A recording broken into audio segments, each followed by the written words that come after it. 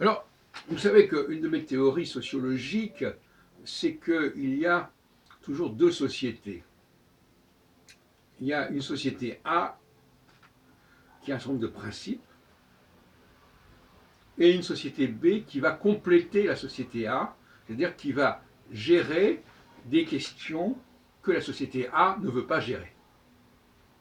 Et donc des ordres de valeurs complètement différents entre la société A et la société B, et qui font que certaines personnes, certaines populations sont importées, si on peut dire, importées sous différentes façons, ça peut être aussi des, des conquêtes, sont importées pour faire des choses dont la société A ne veut pas s'occuper, ne veut pas se charger, ne veut pas se lester. Et récemment, j'ai parlé de la mobilité et j'ai dit que les gens qui étaient au RSA notamment devaient éventuellement assurer une certaine mobilité qui n'est pas exigée de la part de la société A. Parce que la société B, les allocataires font partie de la société B. Non pas parce qu'ils sont étrangers, mais parce qu'ils ils sont exclus en quelque sorte de la société. Ils se sont exclus, ou ils ont, enfin bon, peu importe. Et donc, la mobilité n'est pas une qualité fondamentale de la société A.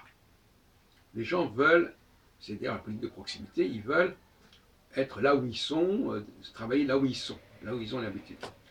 Mais en revanche, la société B sont des gens qui bougent.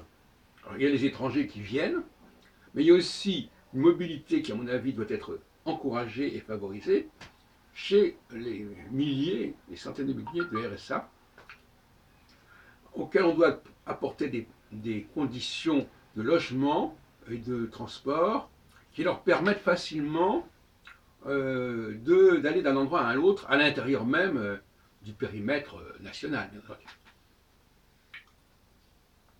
Alors, facilité de transport avec gratuité de transport, facilité de logement avec un système de logement assez simple qui permet à quelqu'un qui est en mission d'aller d'un endroit à l'autre sans avoir à se demander où est-ce qu'il va loger et combien ça va lui coûter, est-ce qu'il doit louer ceci ou cela.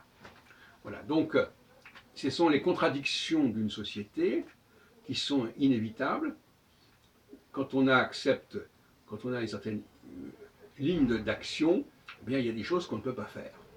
Ça renvoie d'ailleurs au Shabbos Goy, au Goy du Shabbat, c'est une expression qui était utilisée pour désigner le non-juif auquel on pouvait demander des services pendant le Shabbat qui étaient interdits aux juifs. Bon, aujourd'hui, je crois qu'ils s'en passent, ils utilisent des systèmes de minuterie, etc. Enfin bon, peu importe. Mais n'empêche que ça existait, et toute société a besoin de gens qui fassent exception. De même que, par exemple, le prêt sur gage, pendant un certain temps et au Moyen-Âge, était dévolu aux Juifs, ce qui leur permettait d'avoir une place dans la société, du fait justement de cette interdiction du prêt sur gage ou de l'usure qui était instaurée à ce moment-là.